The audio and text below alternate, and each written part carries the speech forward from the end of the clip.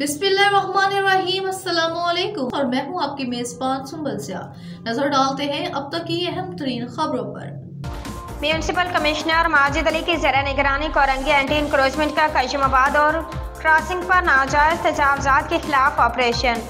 Anti encroachment Korangi town का कशीमाबाद और Korangi crossing पर नाजायज तजावुज़ात के खिलाफ भरपूर operation.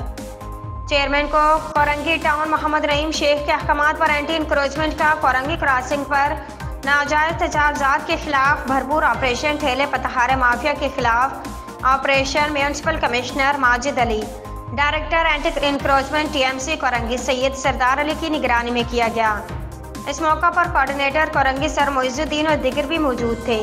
Municipal commissioner TMC Korangi Majid Ali ने कहा कि यह ऑपरेशन नाजायज तजावुज़ात ठेले पतहारे माफिया के खिलाफ town chairman Korangi town Mohammad Rahim Sheikh की खसूसी अहकामात पर किया जा रहा है।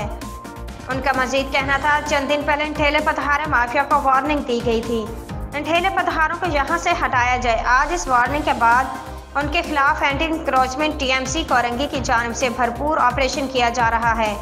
यह नाजायज तजावुज़ात ट्रैफिक रवाना में खलल का बायस बनते हैं और आवाम को सख्त परेशानी लाहक होती है।